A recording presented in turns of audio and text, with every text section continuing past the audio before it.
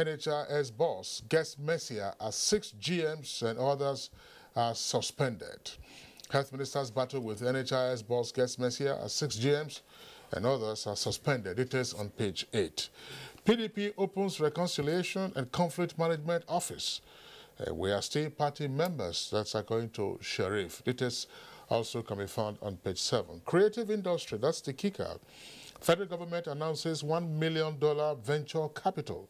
Details on page 8. And video on abducted female police officers' testimonies surfaces as Borno community writes Oshibanjo. That's on page 4.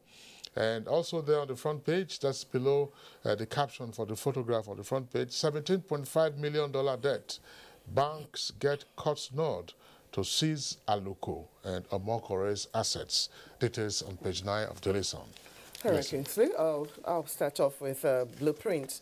The Blueprint has below the nameplate top 3 stories there. Floods claim 1, displaced 2,000 in Katsina. That's what you find on page 15. And to page 14, you have visited my granddad's grave to become governor. Obaseki. Governor Obaseki is Edo State governor.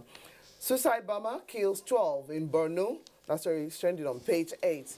And to the health story, read by Kingsley earlier, NHIS crisis deepens. Minister suspends 8 top staff. That's what we find on page 6. Federal government loses 7 trillion naira annually to maritime insecurity. Dogara. Dogara is the House of Rep speaker. Nigerians develop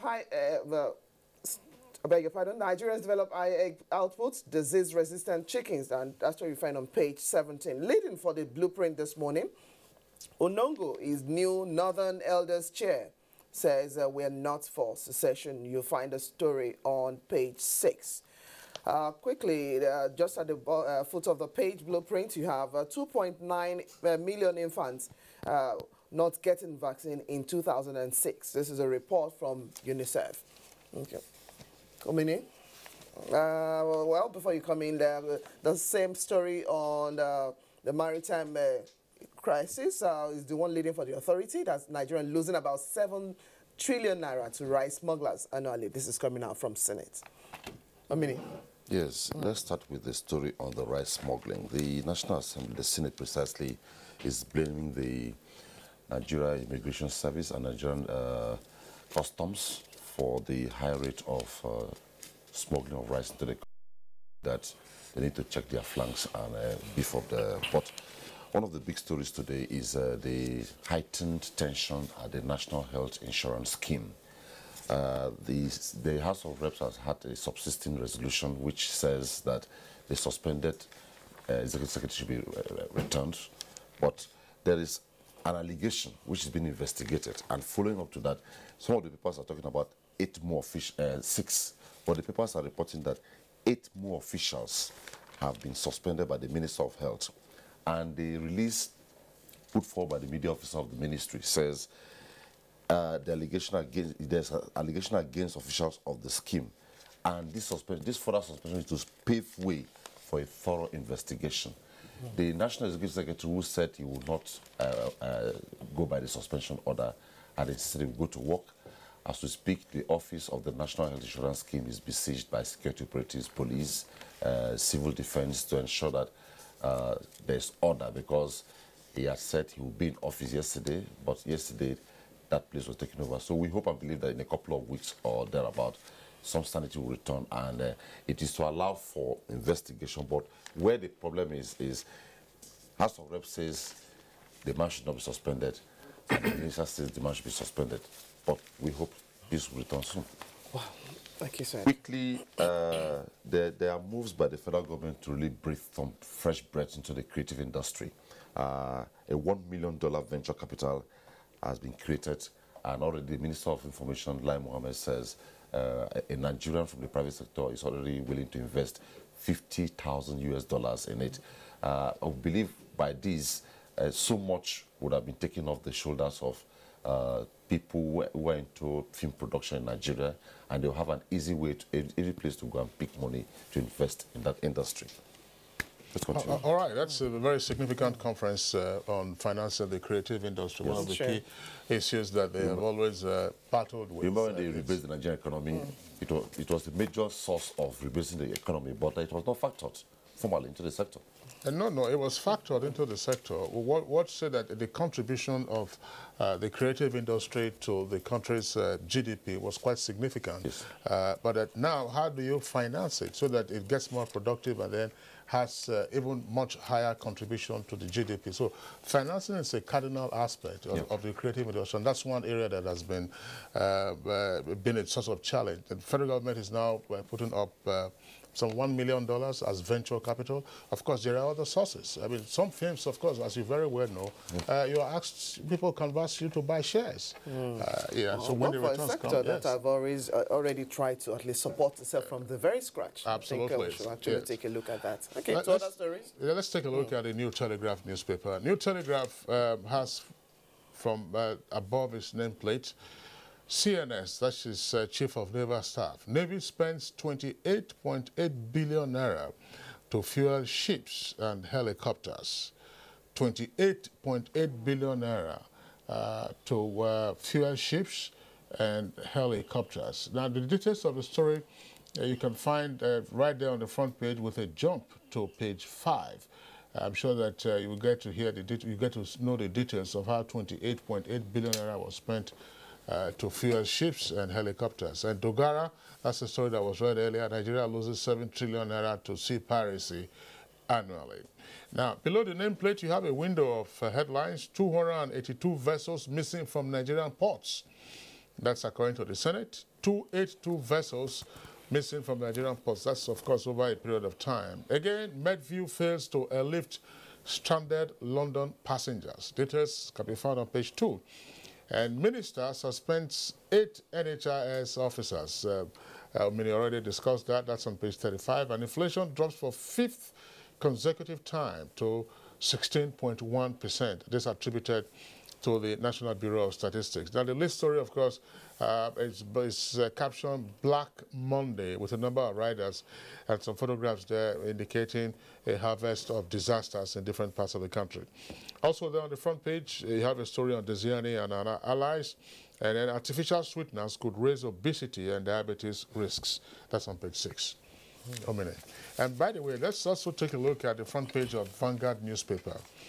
Vanguard has as its lead story the loss from the nation's ports, the loss at the nation's ports on account of various sharp practices. 7 trillion naira lost annually in nation's ports, Senate and also Dogara. And summoned MP officials as 282 ships vanished from ports in 6 years. And Navy recovers 420 billion naira stolen crude in 2016. And 6.7 billion naira crude destroyed in illegal refineries within 6 months. Now, above that, there are also stories above the nameplate of Vanguard, the story on Maiduguri suicide bomb attacks, inflation declining, and landlord takes 5 million naira from Badu gang to kill family of 5. That's on page 7. Landlord takes 5 million naira from Badu gang to kill family of 5. Now, what's below the photograph on the front page of Vanguard newspaper, you have a number of other headlines. Soldiers destroying our business in hunt for militants. That's attributed to traders and transporters. That's on page 13. 2019, that's according to Vanguard, Fayose launches presidential ambition on social media. That's on page 11. And WAEC releases results as some 59% passed in math and English. And Dasuke's claims on Boko Haram force, again, that's according to the presidency, details on page 8. Very quickly, in addition to that, so you just take it to go. Just above nameplate for the authority, you find the stories. Enugu Metropolis renewal, Ungwai to remove illegal structures. Why is the state governor? 923,486 candidates passed the 2017 May-June WAEC examination. Stories trend on page 4 alongside that of the Enugu story. Still on page 4, ex-AGF opposes appointment of lawyers as appeal and Supreme Court judges. Yes. Let's take off the one from WAEC. WAEC has withheld 214,952 results, but it says that there's an improvement from 2015-16 to 17, that 59% of over 1 million candidates who wrote the May-June 2017 works made credits across 5 subjects, including English language and mathematics. The head of National Office of WAEC, Olu Adenipekun, says it is a significant improvement to last year's, which stood at 53%, and 2015, which stood at 39%. Following neck to neck is the comment by Malala, the Pakistani rights activist, who was in the presidential villa hosted by the acting president, Professor Yemi Osinbajo, who was, while speaking with the journalist, said that there was need for the federal government to declare emergency in the education sector. And this time, she was last in Nigeria in July 2014 to canvass for the release of the Chibok girls. This time around, she came to canvass for the education of the girl, boy, child in Nigeria, that there was need for the federal, state, and local governments to come in unison to ensure that there was proper education for the boy, girl, child in Nigeria. Quickly, the National Bureau of Statistics says the inflation has come down to 16 point something. Remember the quarter, well, that's the quarter 1 report. And also the CBN has injected $195 million to stabilize the interbank foreign exchange. The breakdown shows that SMEs, the exchange market to amount 100 million was offered through the wholesale segment. SMEs received 50 million. Tuition fees, medical bills, and basic travel allowances received 45 million. The Apex Bank says it was pleased by the state of the market and that the Naira will sustain its run against the dollar and other currencies. So there's some hope that there's a build-up. All right. Omine, thanks a lot. That's the results of the May-June SSC exams that they wrote shows almost a 60% pass rate for maths and English, if you recall it. Good. Yes, it's truly heartwarming. The thing is to find out what the secret is. Honestly. Because a couple of years ago, when the figures were dismal, we had it as a discussion item on the program. The institution should take a cue from this and see what they could do to show it off further. Well, it's not for them to show it further. It's to say, look, what are the new teaching skills? What are the new learning skills, that need to come on board? Exactly. And what students should do differently, too. Absolutely. That's simple. It's heartwarming that you have almost 60% pass rate in maths and English. That's for WASC. Yes. And then we still call it WASC. That's old school. And there are plans for them to conduct the exams twice from next year. Oh, great. Omini Ode, thanks for being with us today. We hope you enjoy the rest of your day. All right, it's still Good Morning Nigeria, live on the network service of Africa's largest television network, the NTA. We'll take a short break now. When we return, we'll be looking at homegrown solutions to Nigeria's economic issues.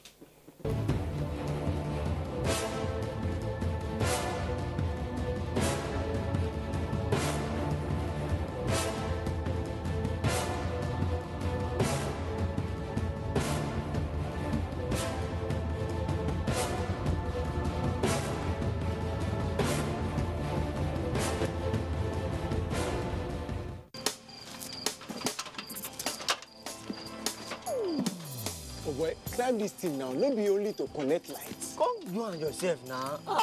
Now wow. Oh boy, come down now. Oga Kasali electrician, who would they look for with this? Oh. Oga Kasali, come help us fix this wire now. Sorry, I no longer carry out illegal connection.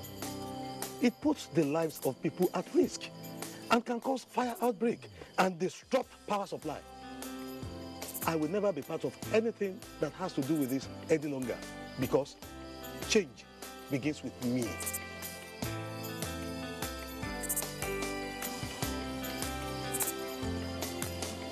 Oh boy, letting him talk makes sense. Oh boy, we could carry this ladder from off. This message is brought to you by the National Orientation Agency in conjunction with the Federal Ministry of Information and Culture.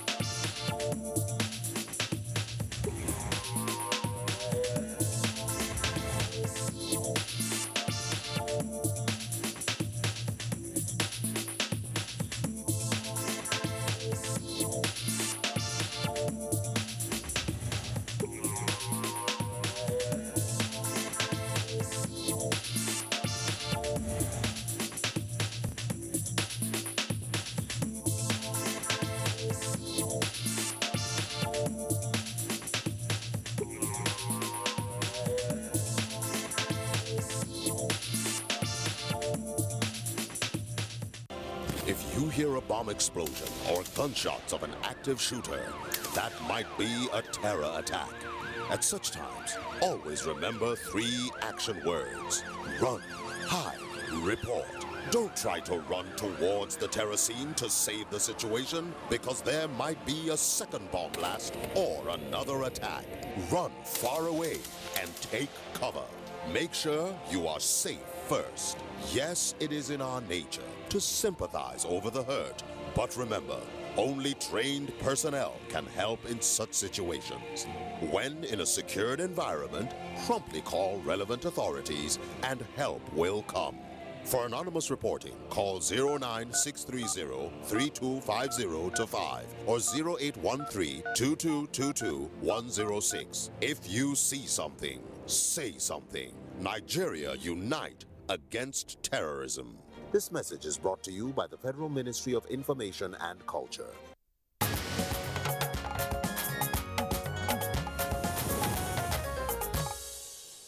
If you just tuned in, the program is Good Morning Nigeria, and we're showing live on the network service of the NTA. Now, to our background report to kickstart our conversation, taking a look at homegrown solutions to Nigeria's economic issues.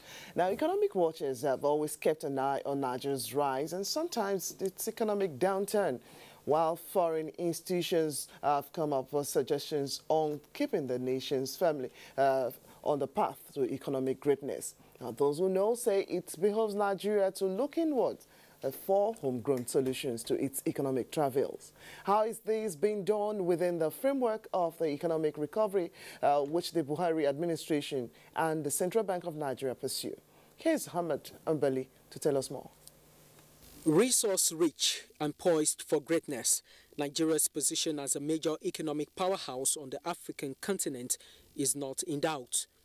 Sustaining whatever gains it has made, however, as with all nations aspiring for the zenith of economic growth and development, remains the challenge.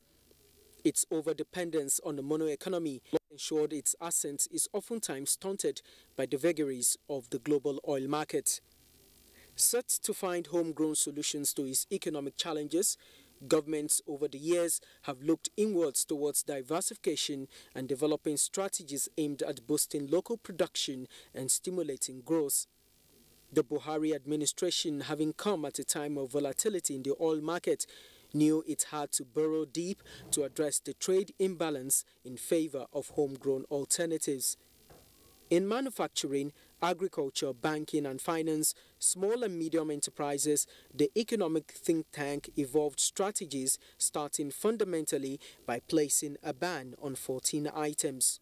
It is shameful for us to import fish in sauce, canned fish in sauce into the country and sardines. Through the Central Bank of Nigeria's initiatives to implement homegrown solutions, initiatives such as the Anchor Borrowers Program, Economic Recovery Growth Plan began to be implemented with game-changing impact. Vast arable potentials in rice production, for example, have been harnessed, and had to come by foreign exchange have been saved. This rice we are producing was cultivated here in Kebbi State by our farmers. It was harvested and processed within a year, and so it's very fresh as compared to the so-called Thailand rice. In the same vein, farmers are being empowered in helping to wean the nation from its overindulgence in foreign consumption at the expense of local alternatives. Central to developing homegrown solutions also is the stabilization of the foreign exchange market. The Central Bank of Nigeria continues to intensify its intervention in the foreign exchange market in order to ensure price stability. Transactions running into billions have been recorded in the investors' and exporters' forex window. For local manufacturers determined to make their mark on the local scene, this has greatly provided access to needed forex, just as inflation dropped to 16.10% in June from 16.25% in May. While these and other indices may portend light at the end of the tunnel, analysts continue to stress the need for the federal government to continue to implement policies that would help diversify the economy from heavily relying on oil to agriculture and the real sector. This, in the long run, they say, is the only way the nation can come out of the trying financial times it is facing.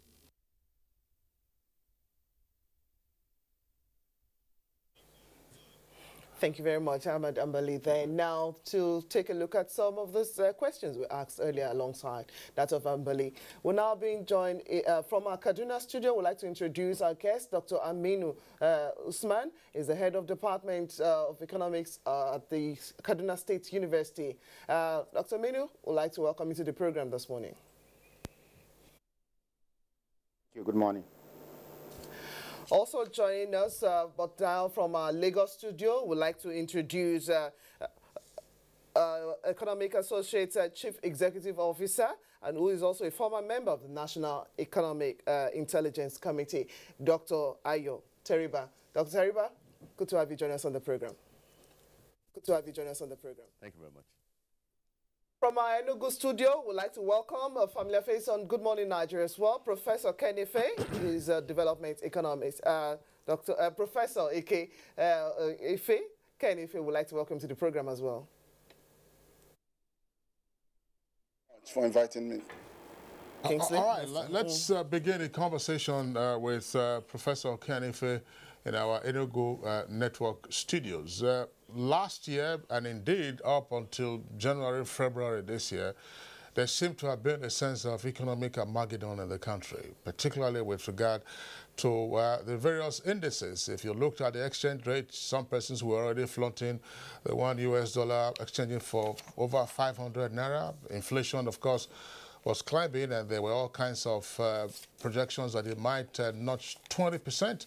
Unemployment figures were also rising. Trade appeared to have been dismal, and all of that. So, but mid-year, it would appear that the negative numbers that we had in the past have now been gradually reversed. The central bank, of course, we'd had them on the program sometime in the past, and they indicated what they had tried to do with regard to managing the forex regime as well as managing the rate of inflation. Now, my first question to Professor Kenny Ife is as follows. The scare of Armageddon that we had for about a year, ending, shall we say, the first quarter of 2017, is the scare over?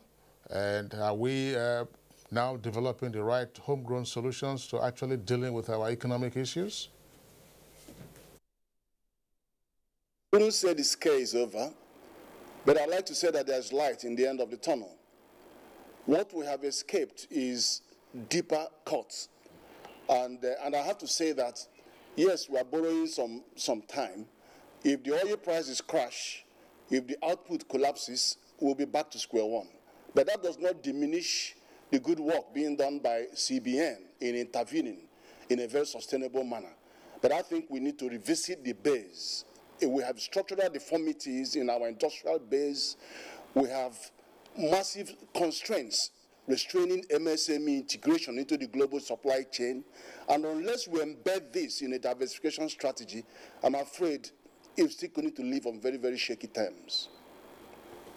All right, Professor Kenny Ife, thank you very much. Let's go over to Dr. Ayo Teriba in our Lagos Network studios. Dr. Ayo Teriba, let's get your opening salvo with regard to the state of the economy and how we try to manage it from the crisis state that we had last year and up until the first quarter of this year, according to some analysts. Right. The first half of 2017 has turned out largely to be the opposite of what we experienced in the first half of 2016. As you have rightly pointed out, first half of 2016, we saw the outbreak of a recession, inflation, the rate doubling, over January to December last year, and we had massive devaluation. Fortunately, from the second half of February, we've seen improvements on all these variables. The Naira has strengthened from over 500 to below 400. Inflation is dropping steadily and is expected to drop further. And the recession itself is abating. In the next quarter or two, we expect the economy will be back onto growth path.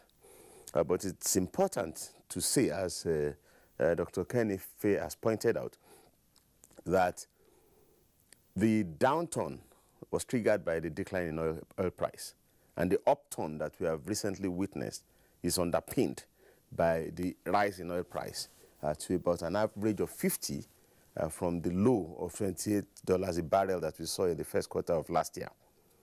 And the recovery that we are enjoying now, the cyclical upturn that we are enjoying now, depends on the oil price staying around 50 on average. If it goes significantly below 50, we might have problems again. So we have to try and create foreign exchange buffers that will enable us to insulate the economy from declines in oil price. And I'm suggesting here that we look beyond trade.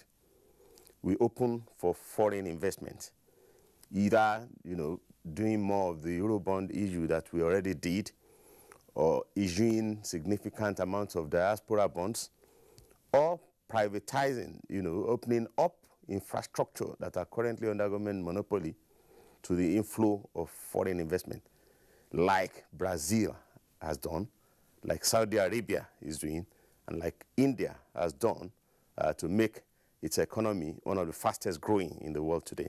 So we should talk about homegrown solutions, but whatever solution we are trying to put together should include an aggressive drive for the inflow of foreign investment, so that we replace the income lost from the fall in export, by allowing increased investment inflow. That will be my opening thoughts.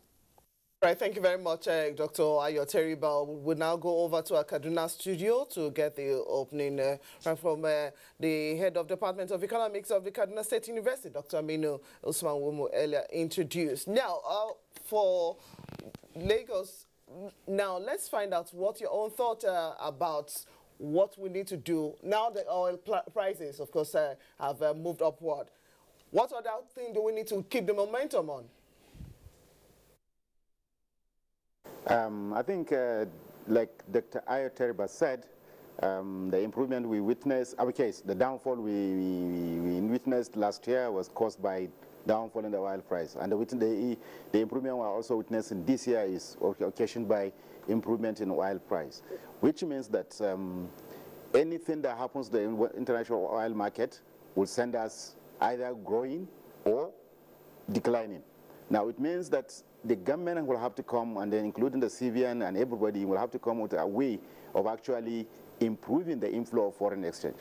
Now, Naira per se should be able to find its own traction, to find its own way of actually sustaining itself without actually depending on the international oil market. And I think this has to do with improving the base of the economy, diversifying the economy significantly away from the only product that gives us foreign exchange. And like you said, yes, we need to attract foreign exchange, foreign investment as significantly as possible through opening up the monopolies in the country, especially in the infrastructure aspect. And then we need to actually have a deliberate plan of industrializing this country. Government must come up with policies that encourages people to come actually and invest in real production. There's so much talk about agriculture and then government trying to invest in agriculture, encouraging investment in agriculture, but you still don't see actually the impact on the populace. I mean, if a farmer gets fairly a good price, but then because of the inflation, is actually his net is not actually gaining. So yes, we have some improvement, and we are looking at probably before the end of the year we'll get out of recession that we are in, but it still leaves a lot of questions asked. How sustainable is this improvement? What happens if something happens to the international oil market, and then the cost of the price of crude oil can come down to something below $50 per barrel. I think improving the base of the economy actually, like CBN is doing well. CBN has always been pursuing the inflow of foreign investment, but that foreign investment should be in real investment, not in portfolio investment, because Nigeria has suffered the effect of portfolio investment significantly in this country, that we need to be wary about that.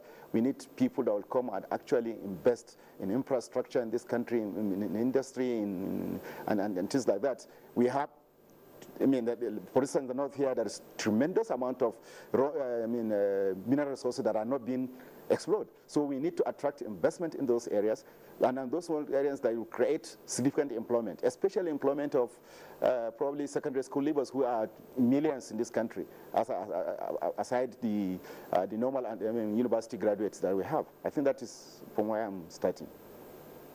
All right, Dr. Aminu Usman, thank you very much. We'll come back to you in the course of the conversation. Now, to return to Professor Kenny Faye in our Enugu Network studios, of course, the view is that the worst appears to be over for the nation's economy, and why, therefore, we're not necessarily having a postmortem on the recession. The question is pertinent, whether we have learned any lasting lessons from the management of the economic crisis, and if so, how have we seen these lessons manifest, for instance, in the policy environment?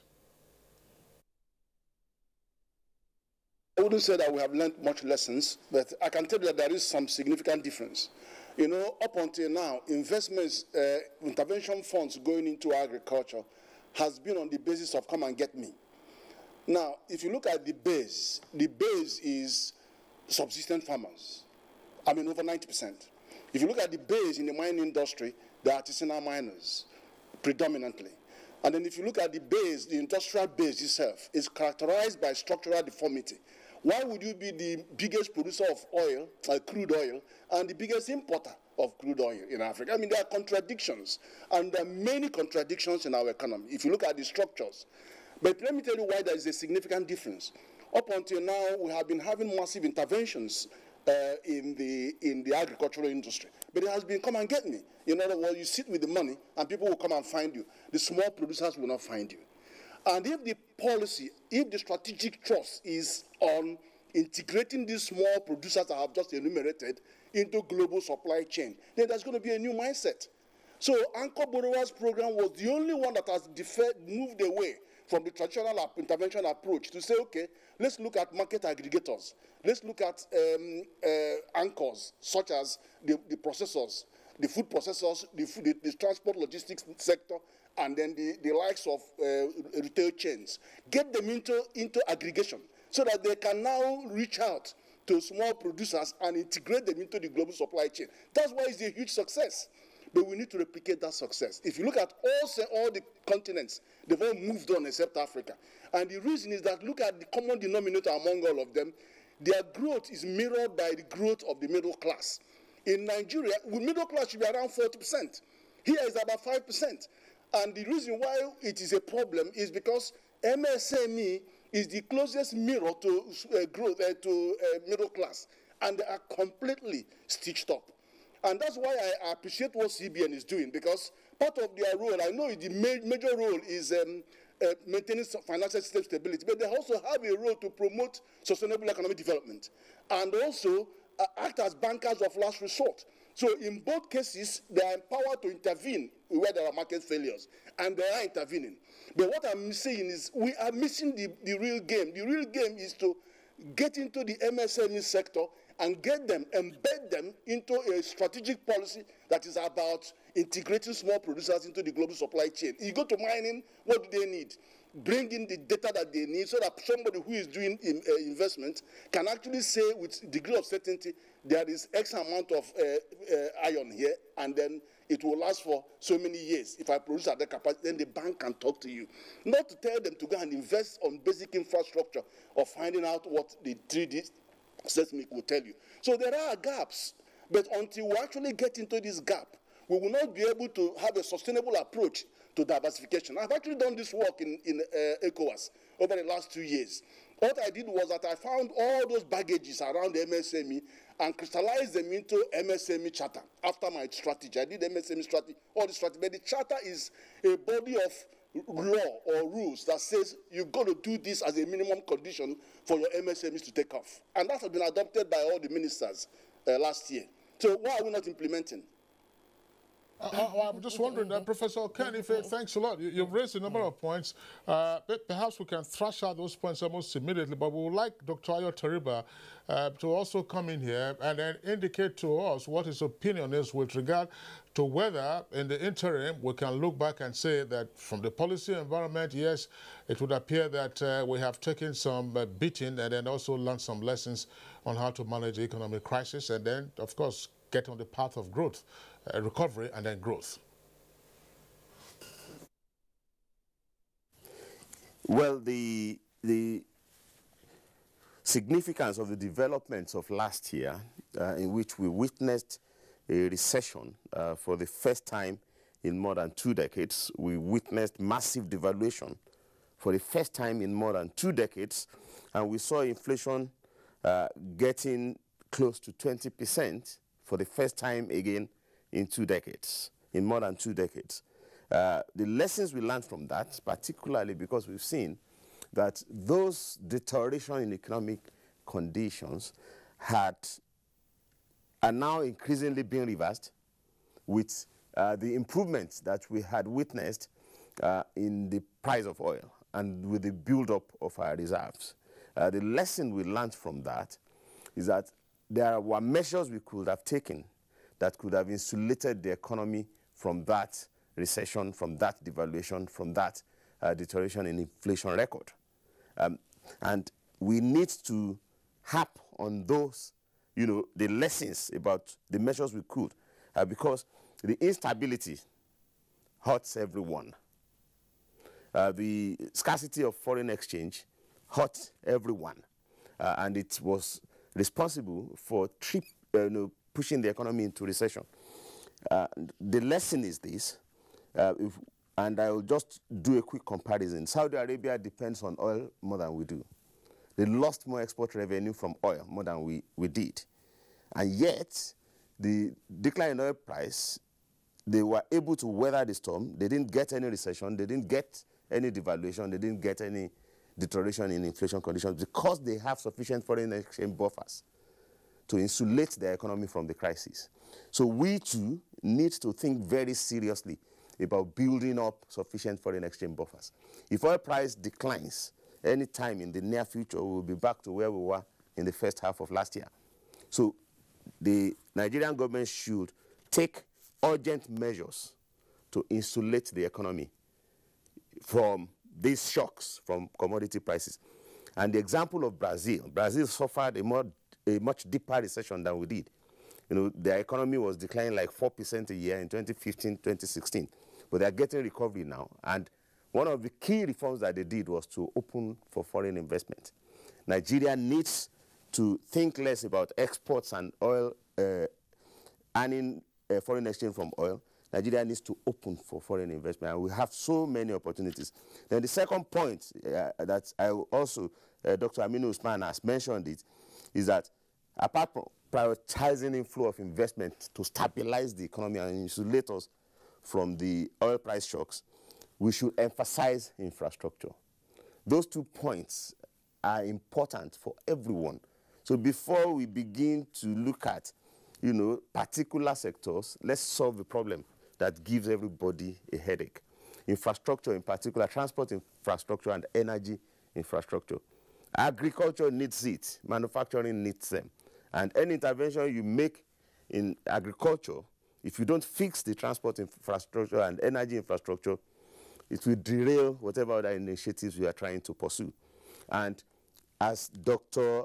Aminu Usman has said, get foreign investment into infrastructure sectors that are currently under government monopoly, so that foreign investment will help to rebuild infrastructure. That's what Brazil has done in the last couple, and they are currently also pressing it. Saudi is doing it. India has done it. So if you get foreign investment into infrastructure, you will experience something similar to what we've seen in telecoms, in which foreign investment has entered to help us build, a telecom sector that was more or less dead before the arrival of the investment. So we should do this in rail, we should do this in power transmission, we should do this in all the big infrastructure sectors, gas pipelines, even education and health. It's going to help reduce the costs that all sectors are facing. It's going to help agri to grow. It's going to help manufacturing to grow.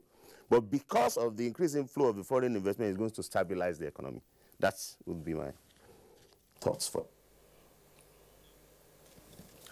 All right. Thank you very much, Dr. Ayo Toriba. Again, a number of points that you have raised. We'll come back to you to amplify those points subsequently. And of course, in addition to the opportunity that the other guests would have to respond to those points. Let's get also the thoughts of Dr. Aminu Usman from our Kaduna Network studios. Lessons from the management of the economic crisis, and going forward, how can those lessons be further entrenched in the management of the economy?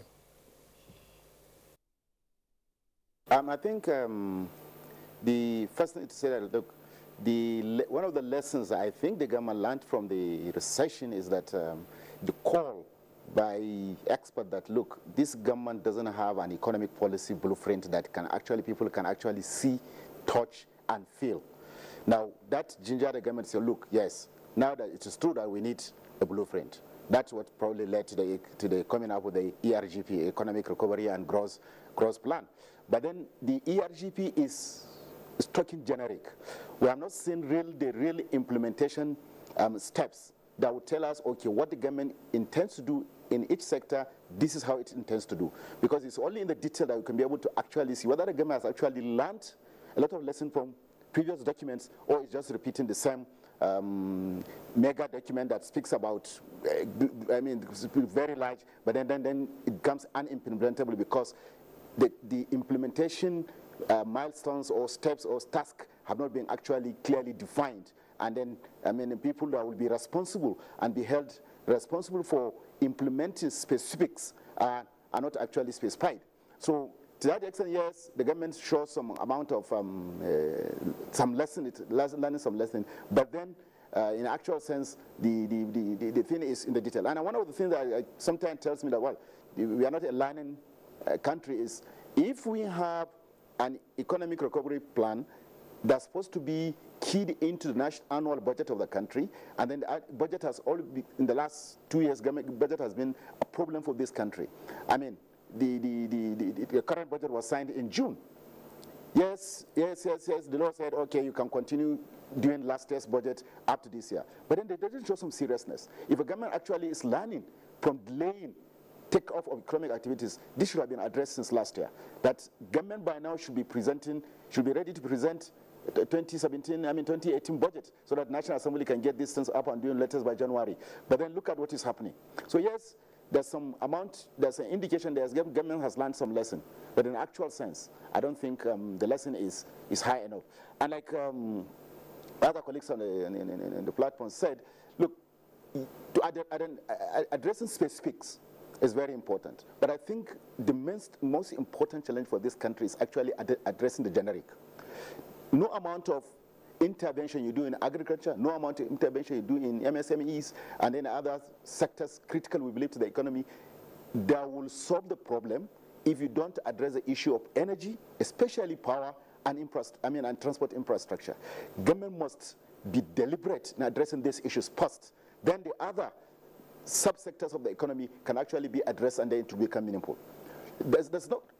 Look, if you want an aggravated high blood pressure, is to invest in manufacturing in this country, because the power infrastructure, especially the skewed cost of energy now in this country, will make you lose a lot of sleep. You will become so what I'm saying is that yes, we need SMEs, we need a lot of investment in subsectors of the economy, but fundamentally, we need to address issues of critical infrastructure that will enable the other subsectors to actually function very well.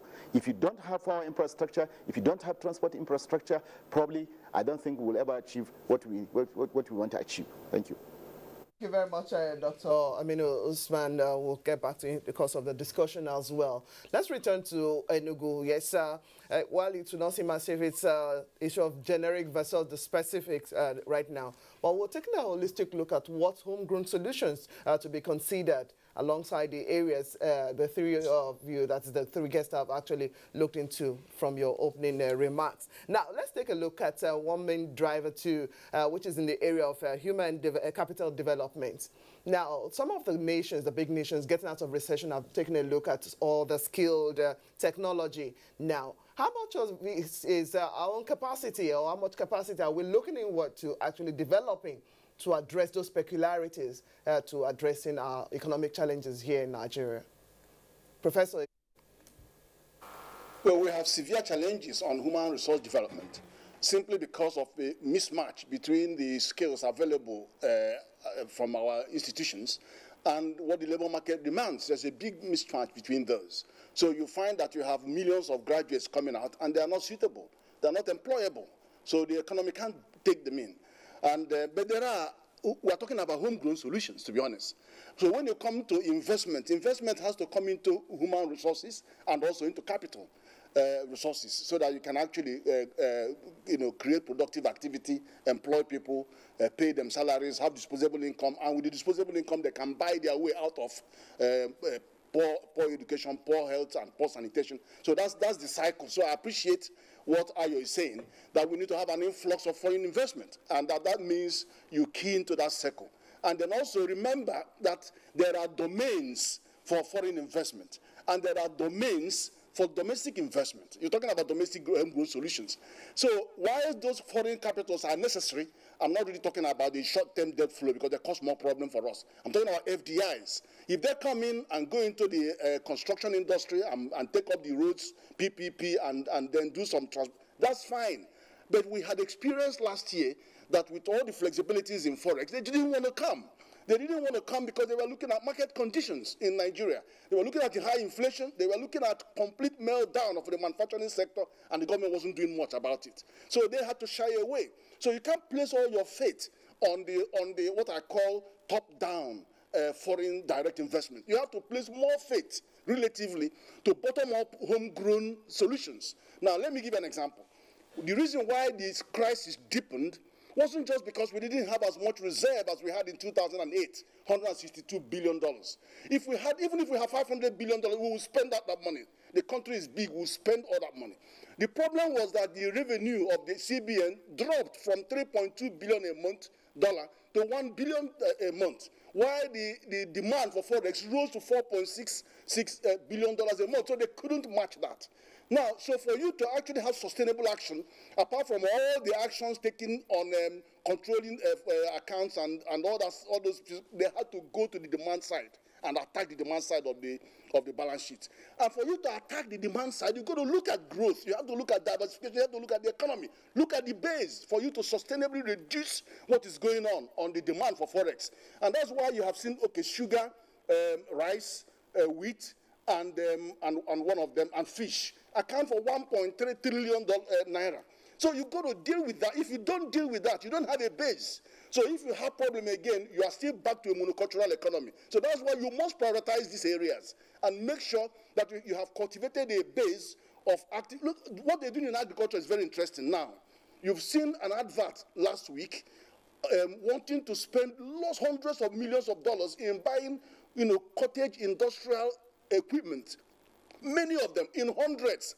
That is the way to go. Because when you overwhelm the economy with this equipment, then you're actually going to make sure that the massive increase in agricultural production can actually benefit from value addition. So we will now sustainably contain the influx of foreign produce. So, we're going to focus on this area. And I'm not saying exclusively you do it look at both ends. But the balance must be in favor of homegrown solutions. Thank you very much, Professor Ife. Let's get a reaction from Dr. Ayo Teriba. Driving local content, encouraging homegrown solutions. He just mentioned of areas of agriculture. What exactly are we getting? How engaging is our capacity in this area? I'll be very careful with the phrase homegrown solution. The world economy has become a global village, and the problem we are grappling with originates from the world economy. the decline in commodity prices that resulted from the glut in the supply of commodities. So you have to recognize that the problem that inflicted recession and instability on Nigeria originated from the global scene. And the solution, the effective solution, is most likely going to come from the global scene. And I would want to point out that before the decline in commodity prices, Nigeria used to enjoy $100 billion US in export earnings on average per year prior to 2014. Post 2014, our export earnings has dropped below $50 billion US. So the primary problem that Nigeria is trying to solve right now is to meet that shortfall in foreign exchange inflow. So we now have less than half of what we used to get from exports. But fortunately, the same global scene that inflicted that low commodity price also is currently experiencing a glut of liquidity. And countries that put their acts together are getting record inflows of investment from that global scene. So what we've lost from export, we can get from capital inflows. And Nigeria has started getting something. Since the beginning of this year, the government has raised 1.5 billion from issuance of Eurobonds. 2 Nigerian banks have each raised $500 million US. So in the last, if you like, 6 months, Nigeria has enjoyed the inflow of 2.5 billion. I do not think we've got it that easily at previous times. So the point, and as indicated by the fact that Nigeria's issue of the Eurobonds was oversubscribed 8-fold, is that Nigeria should get more external funds in from the capital accounts and talk less about the export. Target is, if you can, do enough, whether through privatization or issuance of diaspora bonds, privatization of assets that are currently under government monopoly. Your target should be something like $50 billion US in capital inflow per year. Brazil is moving in that direction. Saudi Arabia is moving in that direction. And India has been doing that, for more than a decade now. So message, and I would still reiterate what Dr. Aminu has said. Solve general problems before, looking for small groups to support or particular sectors to support. Devaluation will wipe off whatever gains you want to create in agriculture. Recession will wipe off, small and medium enterprises will be more vulnerable in the face of devaluation, inflation, or recession. So do enough to ensure that the economy is insulated from this. And enough means creating the capital buffers. Then solve infrastructure problems. Infrastructure is as much an obstacle to growth in agriculture as it is to an obstacle to SME growth. So not saying enough about stabilizing the macro environment and rebuilding infrastructure, both of which require massive inflows of foreign investment, and then talking about agriculture and then talking about SMEs, we'll be missing the point. Yeah, Dr. Aminu has made that point, and I also want to emphasize it. So Nigeria needs to create buffers that will stabilize the economy, and Nigeria needs to fix infrastructure. So if you do those two, everybody will gain, including agriculture and SMEs. And then in terms of policy response, I'm impressed. I personally am impressed by all the things that the government has said, and they are trying to do in the face of the recession, particularly also responding with this economic recovery and growth plan. But we need to shorten our response lag. We need, yes, it's important to speak and articulate the problem, but it's far more important to actually take the steps, that are, entrenched in that recovery plan. So we should get to action, faster than we have managed to do in the past. Those will be my general thoughts. All right, Dr. Ayo Tariba, thank you very much. And of course, the other guests, a number of points and issues that that you have raised. Well, we're going on a short break now. When we return from the break, we shall take tweets and, of course, continue with the line of conversation. Just before we go on the break, by the way, just a blessing needed to point to Dr. Tariba. I mean, he's referred to Brazil a number of times as a relevant example of how, to manage recession and learn lessons from it. But of course, the state of infrastructure in Brazil isn't the same as we have in our own environment. And in the 1980s and 90s, when Brazil was pushing ahead with its industrialization, quite clearly it was establishing the framework for it to recover quite quickly from any setbacks that it may have encountered. Dr. Ayatoriba, of course, we'll come back to you if you have any counterpunch to what we just said. It's Good Morning Nigeria, still on the network service of the Nigerian Television Authority. We'll take a break now. The Future Assured project of the wife of the president, Aisha Muhammad Buhari, is carrying out free medical screening and distribution of food items at various IDP camps while ensuring the economic empowerment of women through training and skill acquisition. In recognition of her efforts, wives of governors have lent their voices and support. In Kogi State, we feel the impact of Future Assured, especially in women and children. The Future Assured program of Mrs. Aisha Muhammad Buhari, the wife of the president, has been very assuring and still reassuring in Sokoto State. It has impacted positively in the areas of humanity, especially women and children. Supports the Future Assured initiative. Email programs@futureassured.org.ng. Future Assured, promoting and protecting the lives of Nigerian women and children. You fall victim because you care about saving a little money. When I'm not blind, I'm not stupid. I'm here to cross over and take Sole, ferry ship. You fall victim because you care about your car. What is it? Smoke. Smoke.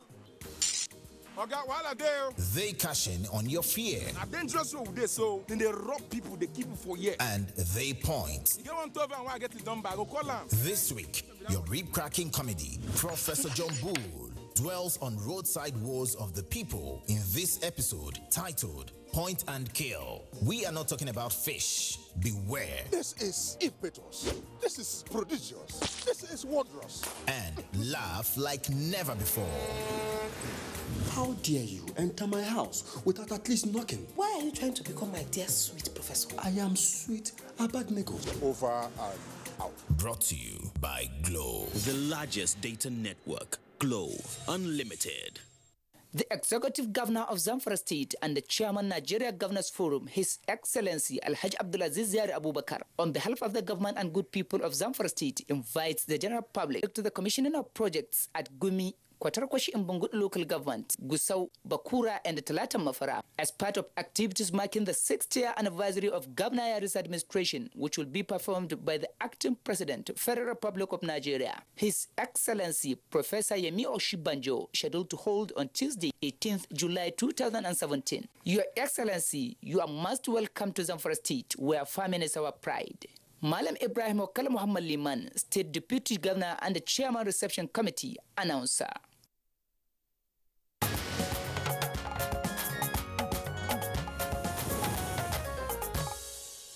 Watching Good Morning Nigeria, we still have a guest taking a look at homegrown solutions to our economic challenges. We have Dr. Ayoteriba in Lagos, we have Dr. Aminu Usman in Kaduna, and we also have Professor Ken Ife in our Enugu studio. But right now, we have reactions from Nigerians who have joined us by way of tweeting at us, and the Twitter handle is right there on the screen at NTAGMN. Right away, let's take a look at what they're saying. Jacob Chile says that Nigeria must emphasize human capital and infrastructural development to achieve homegrown economy of global standard. And Clifford Agugwese tweets, homegrown economic measures, even when we have them, should not function in isolation. From Daily Jack Solomon, we have this tweet. This can be done by making conscious efforts to unlock the rich diversity in the economy with a determined and focused turnaround program. Festus Akimboyewa tweets, CBN should be straight with Nigerians by being transparent with its homegrown economic measures to deal with our economic challenges. From Change to Progress, we have this tweet. Some experts said our economic downturn had nothing to do with crude oil price, but are now saying growth is because increase is in the crude oil price now. Dela Jack Solomon again, investing specifically in power and transportation manned by technocrats will release the opportunities in solid minerals manufacturing and agric. Sani Michael Amokaji says Professor Ken has nailed it all. We have both monetary and structural deformity in our system. Mike Ayankwa tweets, the challenge we are facing in this country is not based on local or foreign solution. The real picture is in our inability to do it right. And the other tweet, the last tweet is coming from Caleb. He said, I have not really seen the political will on this yet. Stop talking at Abuja, come to the grassroots and see reality. Those are the tweets we have right away. We'll check out for more. Okay, right, blessing, thanks. Let's return to our guest, Dr. Aminu Usman. Again, if we were to tick off some of the measures that the government has taken, we have seen, of course, as you indicated, the fact that we now have an economic growth and recovery plan. We have also seen a lot of motion and movement with regard to ease of doing business.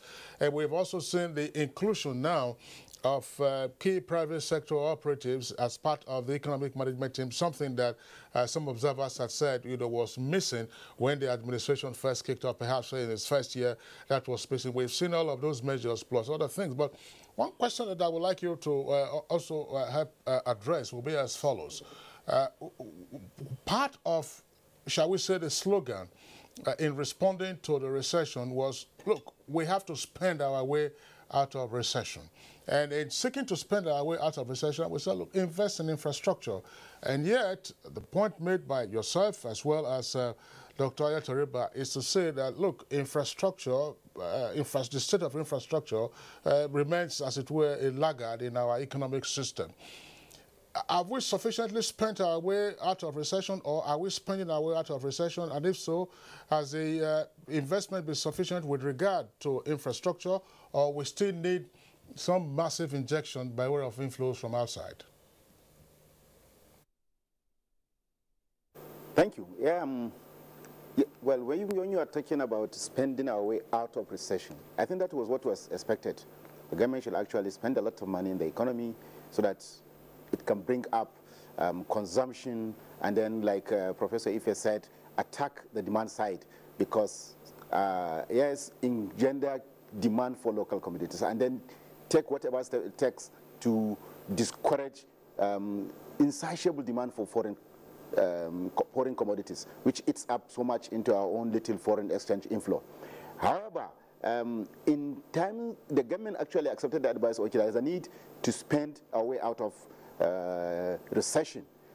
But where I saw problem is that initially the government started releasing funds for capital expenditure. But in releasing funds for capital expenditure, the government was more concerned about paying large foreign contractors. Now that's actually, that money the government releases in order to spend it its way out of recession actually ended up going to chase for more dollar, so that these large construction companies and large contractors were actually taking their money out of the country, putting further pressure on the exchange rate of the naira. What I expected the government should have done, and what she should continue to do by now, is to actually focus on paying local contractors. If you pay a local contractor, the money drops down to what Professor Epe is saying, it goes down to the grassroots. But if you pay big-time contractors, they take 70% of that money in terms of foreign exchange out of the country, when we are trying to actually attract more into the country. So yes, we have not actually spent enough. Look at what is happening between the National Assembly and the Minister for Works about some of the budgetary provisions in the infrastructure sector. That the government said, look, this is what we budgeted, but these people are actually cutting it down and this and that. That means there's no coordination between National Assembly and the executive side. And then how do you achieve the kind of growth you expect when two most important arms of government are working trying to cancel each other's effort instead of working complementary, instead of assisting each other, instead of working together to come up with solutions. So we have not actually spent much, and we don't even have the resources to actually spend enough in the infrastructure gap is so wide that we need massive inflow of foreign direct investment, not portfolio investment, investment that is into real sectors of the economy that actually brings about changes that eases doing business. The small business sector is suffering largely because of infrastructure gap. There's enough market. Whatever I produce, I can remember maybe some few years ago I was in the manufacturing. If you are manufacturing poly products in Kano, for instance, polyurban sacks, poly bags and things like that, you get orders from all over the West Coast. There are people that come and deposit money in Maiduguri, and Maiduguri deposit it in Kano just to get things for them. People are competing to deposit money for ordinary poly bags. And there's poly bags that are being produced in Kano. They are actually for markets in Sudan, in Central African Republic, and things like that. But the crisis in those countries, and then coupled with the Boko Haram crisis, kill that aspect of the market. So yes, government has not actually spent in infrastructure. And most of those companies that are producing these goods for export are small companies that are actually doing it through actually the government is not actually benefiting from it. And another thing that I saw that Dr. Ife is passionate about, yes, if we want to actually promote homegrown solutions, sometime in April or earlier in March, I think toward the end of March, the World Bank came out and said, look, IMF came out and said, okay, Nigeria should actually increase excise duties, increase that.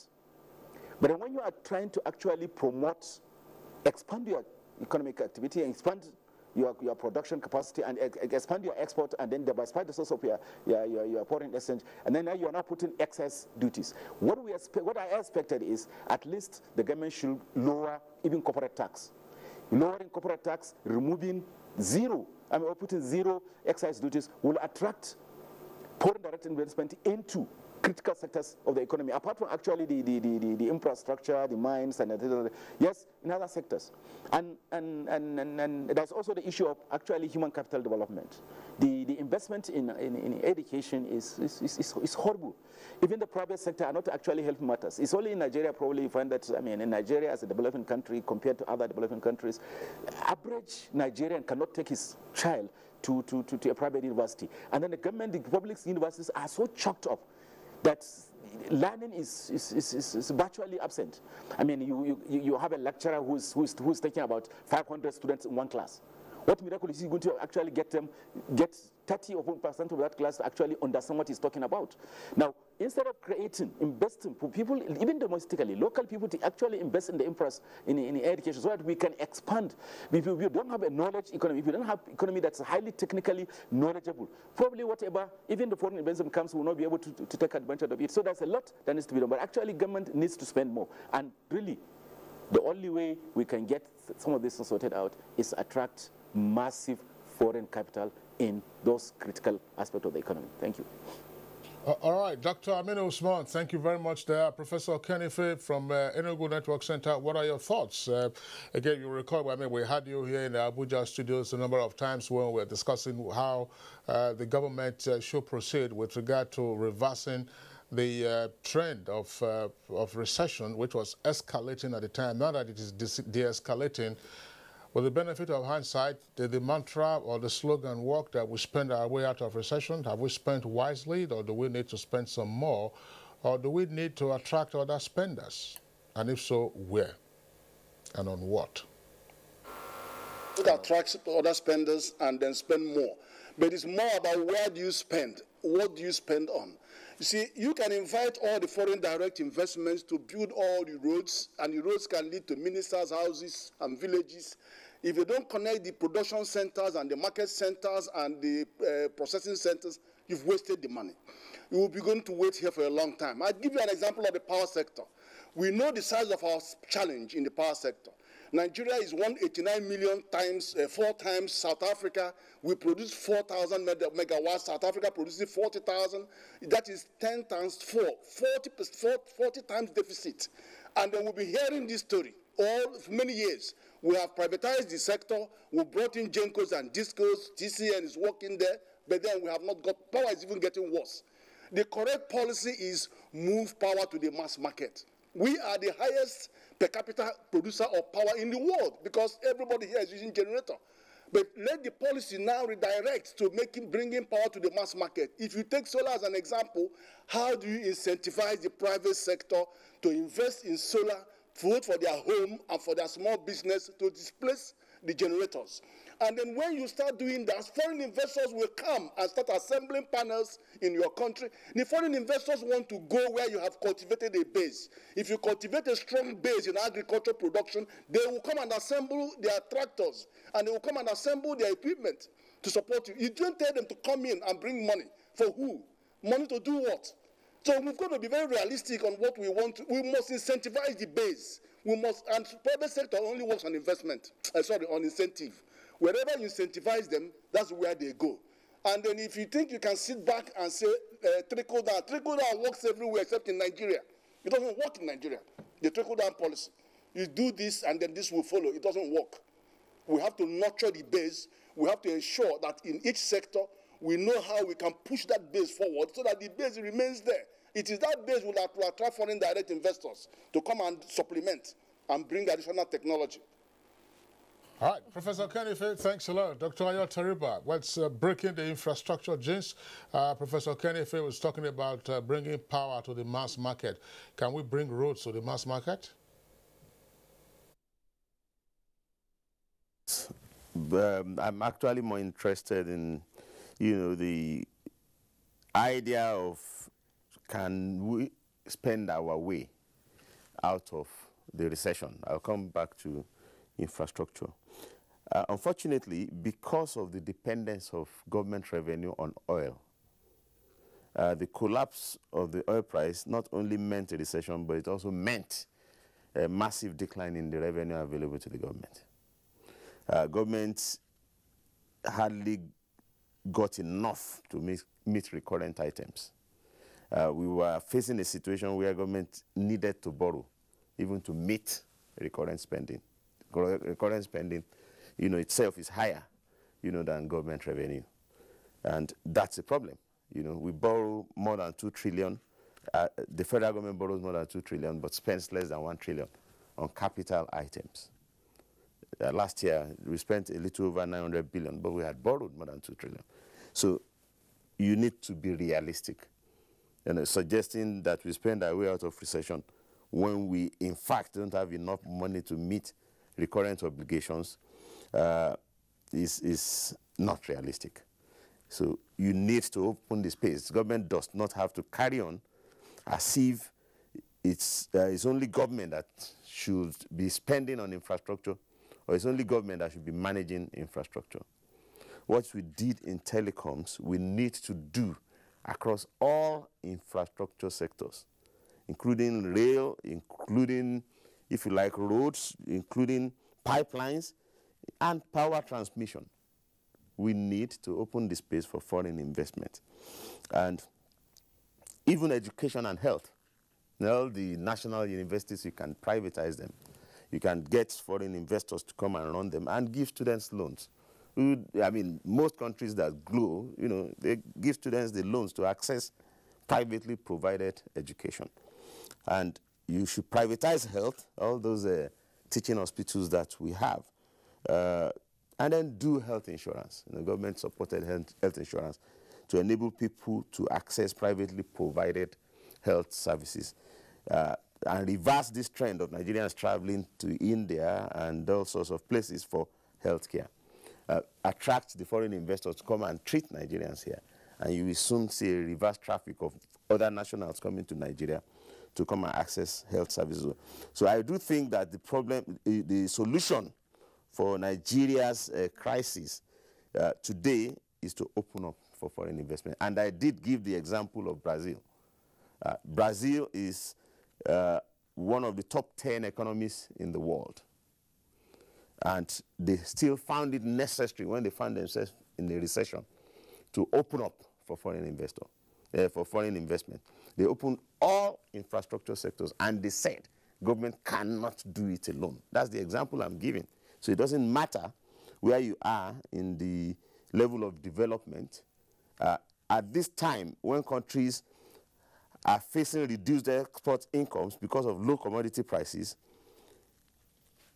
one of the things you can easily do is to open up for foreign investment because there is a glut of money on the global scene. Those would be my... Now, taking power, you know, to the masses, I think the important thing is to get enough investment into transmission. If you know, get foreign investors to come in and they create the capacity, you know, to transmit, like we've seen investors do in telecoms, I believe, you know, they will take it to the masses. So I have no disagreement, you know, with the suggestion that you need to open up power, but my own emphasis would be first for government to break its own monopoly and let investors do more. All right, thank you very much, Dr. Ayo Tariba. Again, let's return to our viewers who are sending in their tweets in torrents. Law Alpha C has this tweet. I'm excited that we can find solutions to the economic challenges with the caliber of men and women President Buhari has brought on board. A tweet comes from Taiwo. Said we must emulate from the advanced countries, just as Dr. Ayo Tariba said, in order to get out of recession.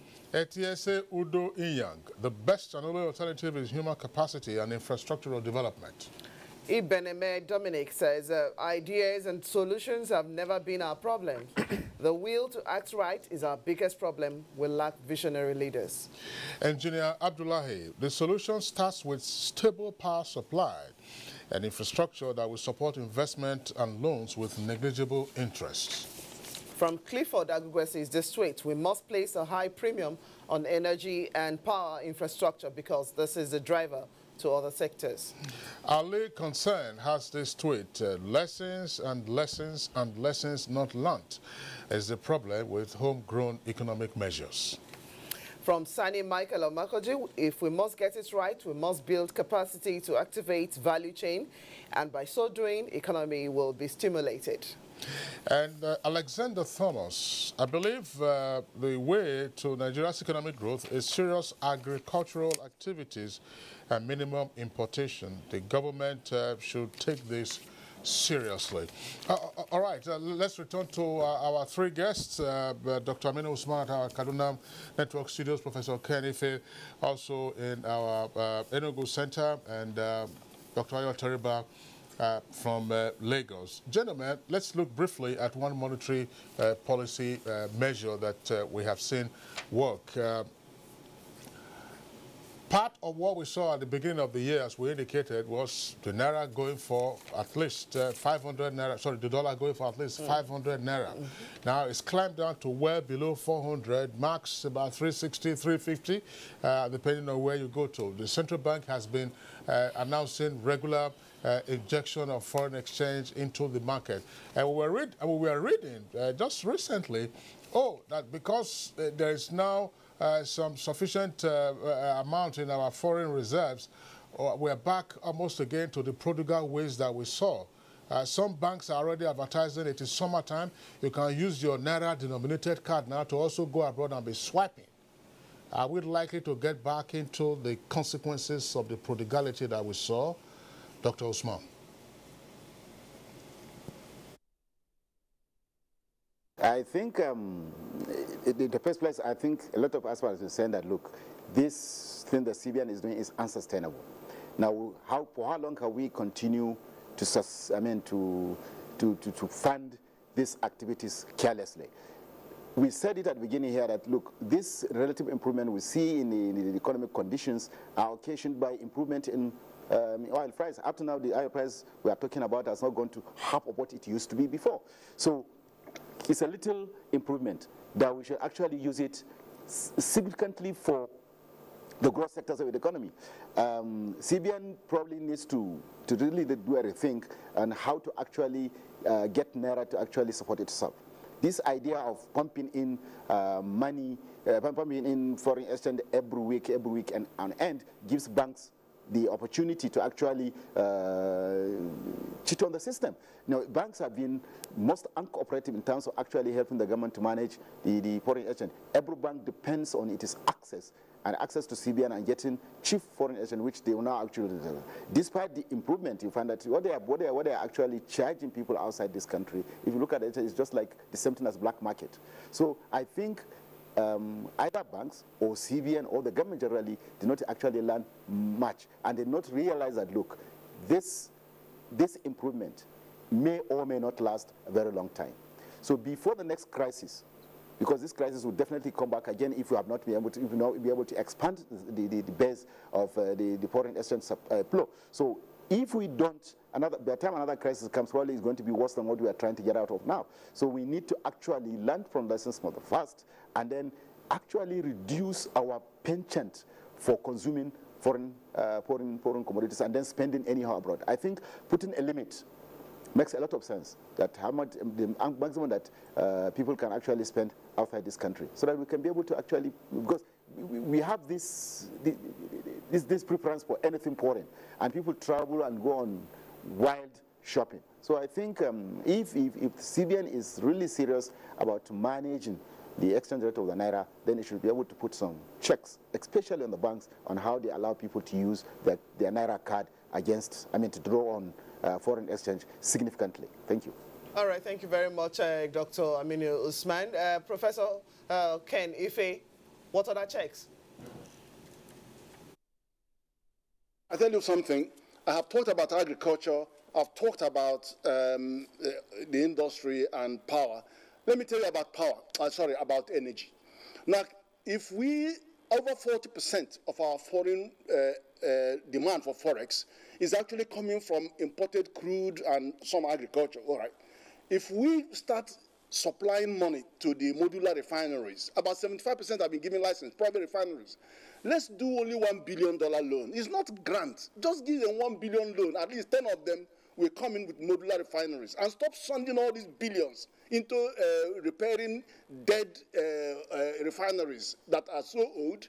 They're not delivering the allocation from OPEX, and they're just sitting there sinking all our money. Sell them or get people. You've already supposed to get some people to stay around, do the same refinery in the same premises. Do something about this modular refinery, for goodness sake. If 10 of them can get loan from $1 billion, they will transform and reduce the import of fuel. And then we will have more accretion to our foreign reserve and excess crude account. It's the same thing. But, so foreign investment can come there to do something about the government-owned refinery, but put some money on the modular refineries. It's a loan. They will repay it back in 3 years. They'll triple their production volume, and you can kiss goodbye to all this import of fuel. And you can supply, in fact, all those people who have turned farm, let them handle the export of petroleum products. They will use them to sell the petroleum products to other African countries. So, let's be more creative and use alternatives that exist in the economy, rather than focus all our attention on money to come from somebody to do what?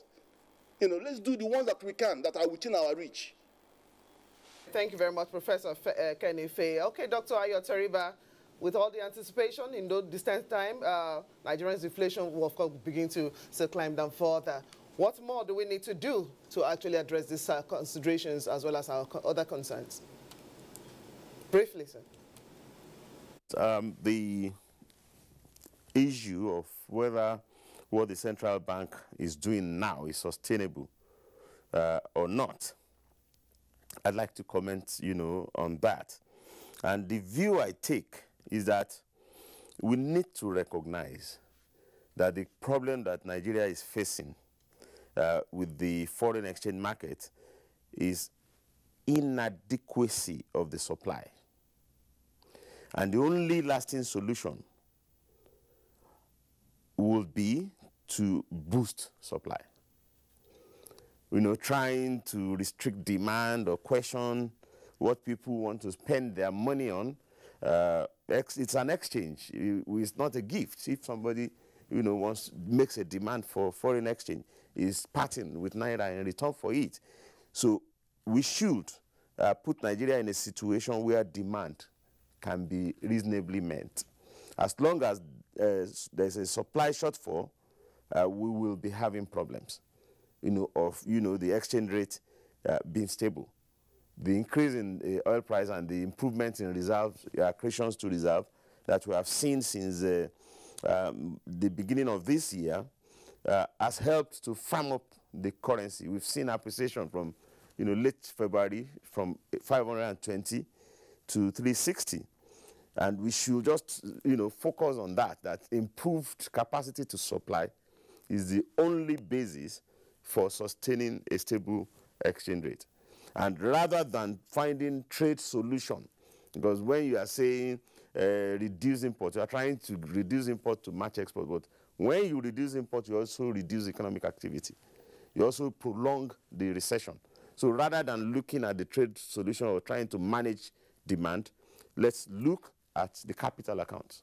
Nigeria is Africa's biggest economy, is the world's 7th largest population.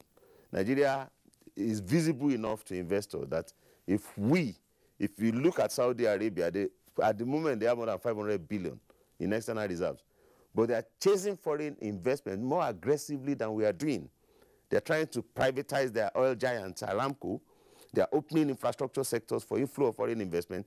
They have the 3rd or 4th highest reserves in the world today.